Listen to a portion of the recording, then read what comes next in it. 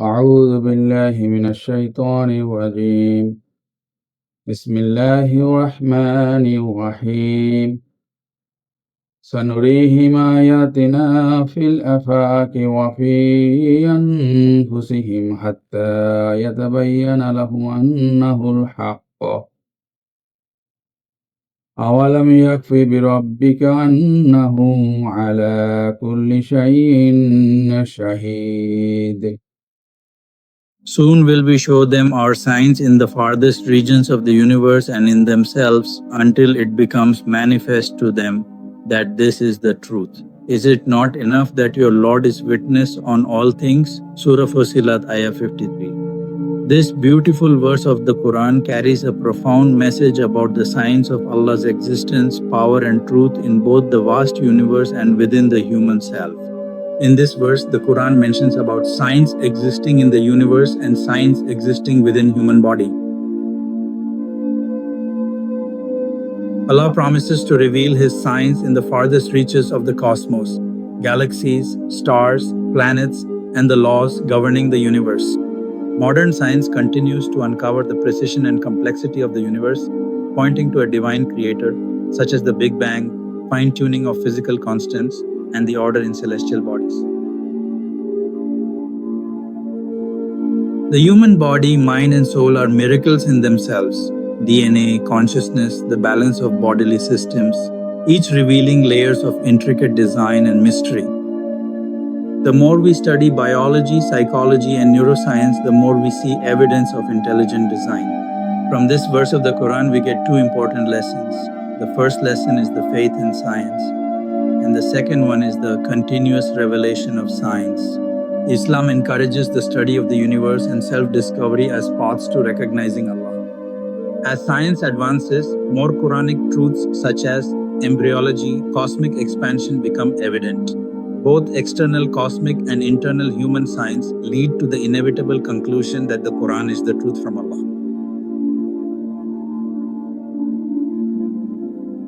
As Allah mentions, He will show His signs continuously to the non-believer until it becomes clear to them that Allah is the truth. The journey of this series intends to explore the scientific verses of the Quran and to justify the authenticity of these verses in the light of modern science.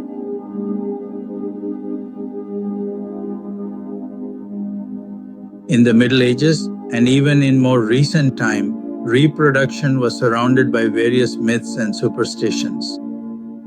There were controversies about the origin of the human embryo and the role of the father and the mother in embryo development.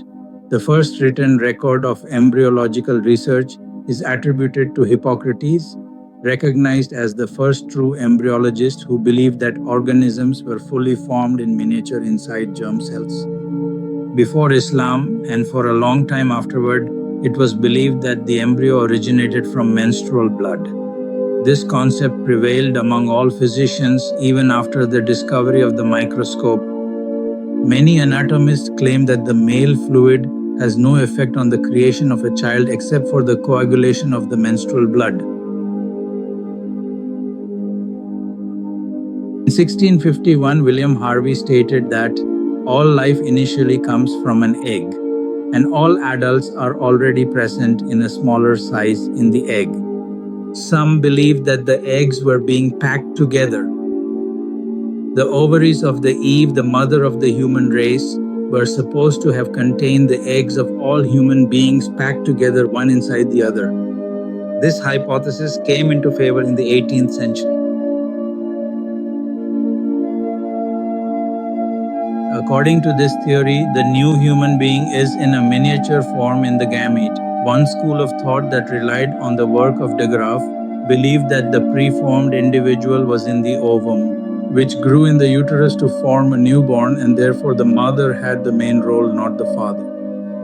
Another school of thought believed that there was a preformed miniature fetus in the head of the sperm. The female was believed to contribute nothing of a heritable nature. Even after the discovery of the microscope, the controversy about the preformation theory continued in Europe during the 17th and 18th centuries. Later in the 18th century, Maupertuis propagated the theory of biparental inheritance.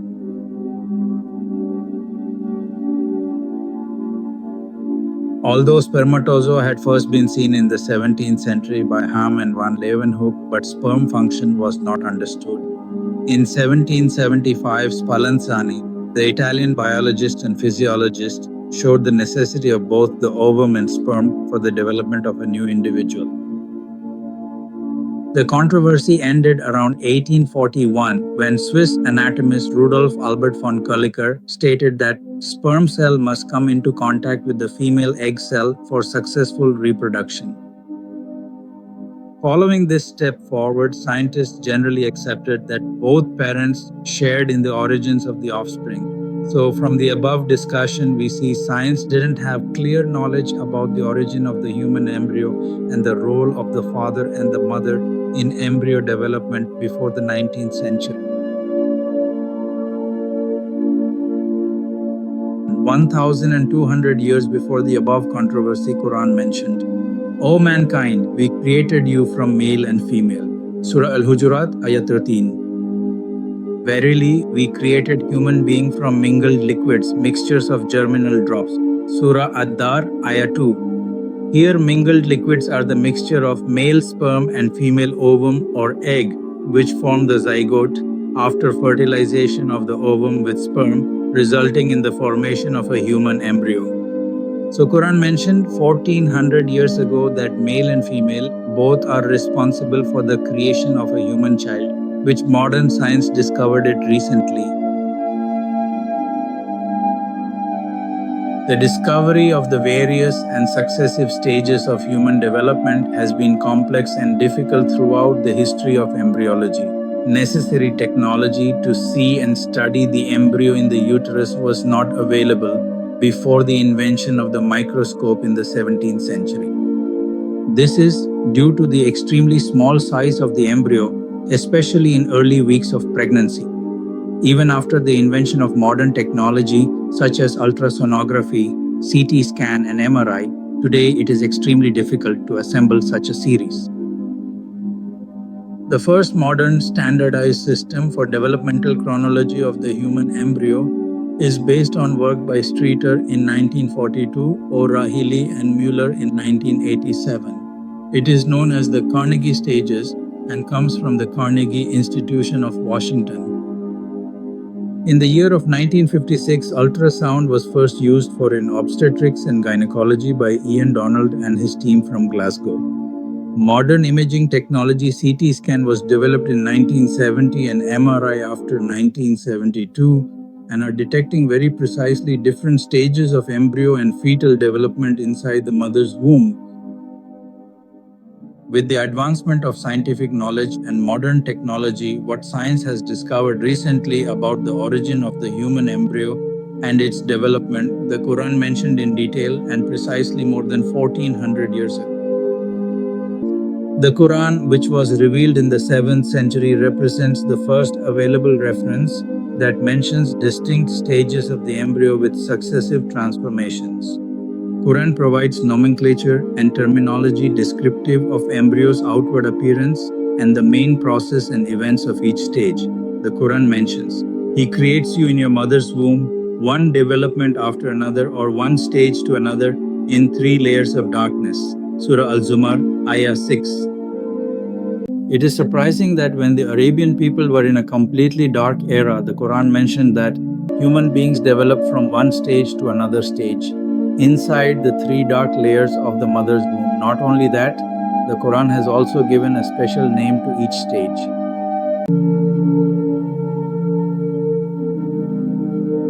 وَلَقَدْ خَلَقْنَا الْإِنسَانَ مِنْ سُلَالَةٍ مِّن طِينٍ ثُمَّ جَعَلْنَاهُ نُطْفَةً فِي قَرَارٍ مَّكِينٍ ثُمَّ خَلَقْنَا النُّطْفَةَ عَلَقَةً فَخَلَقْنَا الْعَلَقَةَ مُضْغَةً فَخَلَقْنَا الْمُضْغَةَ عِظَامًا فَكَسَوْنَا الْعِظَامَ لَحْمًا ثُمَّ نَشَأْنَاهُ خَلْقًا آخَرَ فَتَبَارَكَ اللَّهُ أَحْسَنُ الْخَالِقِينَ. We created man from a quintessence of clay. We then placed him as a drop in a place of settlement firmly fixed. Then we made the drop into an alaka, a leech-like structure. And then we changed the alaka into a mudha, a chewed-like substance. Then we made out of that mudha skeleton or bones. Then we clothed the bones with muscles, flesh. Then we caused him to grow and come into being and attain the definitive human form. So blessed be God, the best to create. Surah Al-Mu'minun, ayat 12-14. And certainly He has created you stage by stage. Surah Nuh, ayah 14. Here the word Atwara means diverse stages or stage by stage. So the Quran mentions that human beings develop through different stages, and these are the Nutfa stage, the Alaka stage, the Mudgha stage, the Izam stage, the Lam stage, the Nasha stage.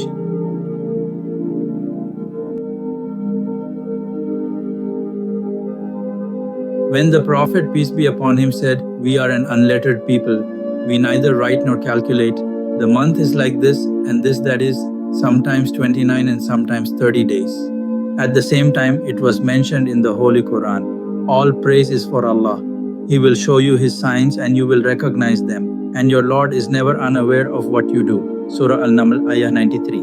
So, whose words are written in the Holy Quran when the Prophet, peace be upon him, admits that he is unlettered? Definitely it should be Allah, the Lord of the universe.